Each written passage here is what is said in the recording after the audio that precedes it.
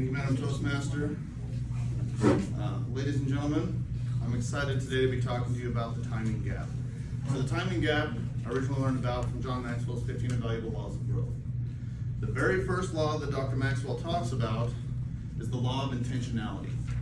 That the growth that we want happens because we are intentional about it. It doesn't happen naturally. We have to go out and we have to make it happen. Unfortunately, there are these gaps that stop us from creating that intentional growth, that stop us from doing what we need to be doing.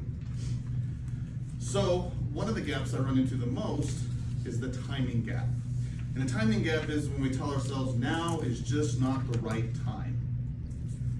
Either it's not ready and it's not perfect and we're worried we're going to screw it up, or we're just busy, or whatever the reason is, it's just not the right time to grow.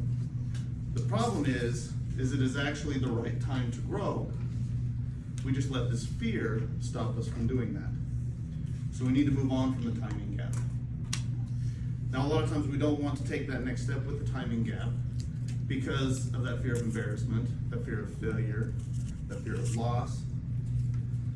The problem is if we don't experience those things, we can't grow. If everything was already lined up and perfect before we took that step, we wouldn't learn anything. We wouldn't grow. There's no need for that step. So we just need to take it.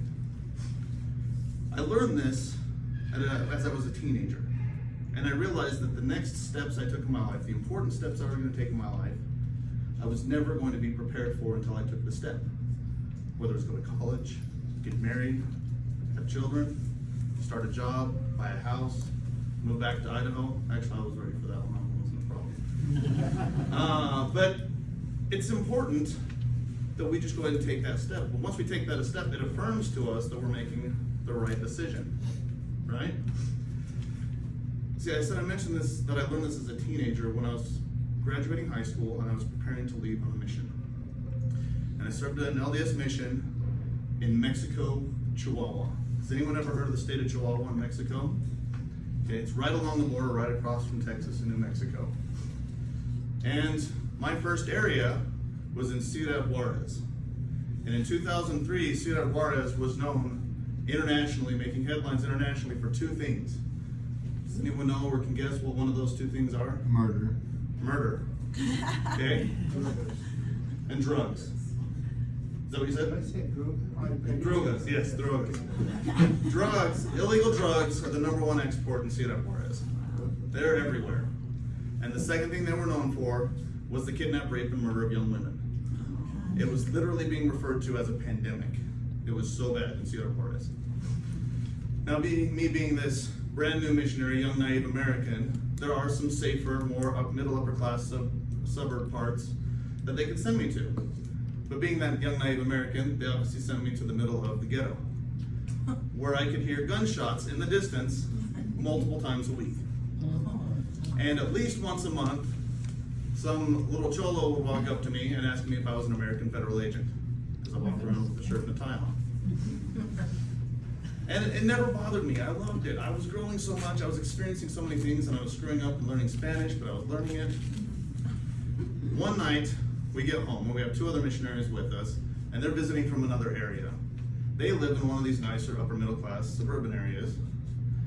And we get back to our house, and not 2 minutes after we get home, the gunshots arrive on our doorstep. Bam, bam, bam! 3 gunshots, and then we hear a truck drive off. Now me, being this young naive American, I'm like, I wonder what's going on outside. And I just start walking towards the door. Now, luckily for me, there are 3 other missionaries there who can grab me, hold me down, and say, don't go out there, stupid. No. This is Juarez, those are gunshots. Unluckily for me, I had 3 missionaries there that were like, yeah, let's go see what's going on outside. And the 4 of us walked outside to see what was going on. I get out there just in time to see a guy grabbing his leg where he got shot and hobbling into the driveway across the street. And I think I even caught a glimpse of the taillight of the truck as it turned a corner. That's how close we were to coming outside right after it happened. And we see the neighbor ladies out there. And we ask the neighbor lady what happened, because she saw the whole thing. And she says, oh, this guy's part of one of the local drug cartels. 3 rival members of another cartel were looking for him.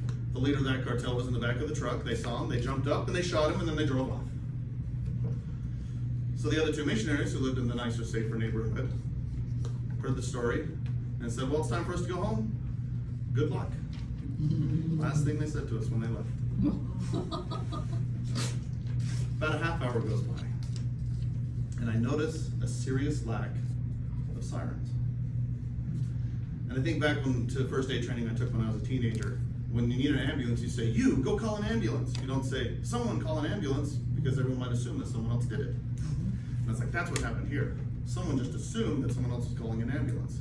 So I go to my companion, and I'm like, hey, do we need to call an ambulance? He says, that's a great question. Let me check with the neighbor lady. He goes to the neighbor lady, and he says, hey, do we need to call an ambulance? She gets the most puzzled look on her face. Then she says, what for? He just got shot in the leg. He'll be okay. Oh, well, all right. Apparently in this neighborhood, getting shot in the leg is just not that big a deal. Just throw some dirt on it and walk it off, and we'll be okay. You see, if I'd waited until the right time to go on my mission, I would have never had that experience. I would have never been able to come and tell you this story. And more importantly, I would have never understood that I needed to make a pact with my companion that if I ever get shot in the leg, I need him to call an ambulance. And I made the same pact with him. And yeah, when I got engaged to my wife and I said, hey, by the way, if I ever get shot in the leg, will you call an ambulance? Yeah, she gave me a funny look like, well, duh. But I had learned that some things you just can't expect, and you need to have a plan in place. And you need to learn, you need to prepare. You learn and grow from those experiences as you're going along, and it's important. So today, as you think about the timing gap, there are two things that I want you to take away with you.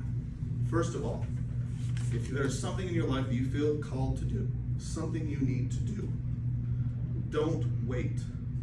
Create a plan and start doing it today. Stop telling yourself it's not the right time. It is the right time. Otherwise, you're going to do what an author of mine that I like, what Ryan Lake says. Leaders risk failure when they try something new. Yeah, you might risk that failure. But he also says, leaders risk being obsolete or irrelevant when they don't. So choose growth. Then the second thing I want you to do, I want you to have an understanding as you go out there that if any of you ever see me get shot in the leg, will you please call an ambulance? Thank you.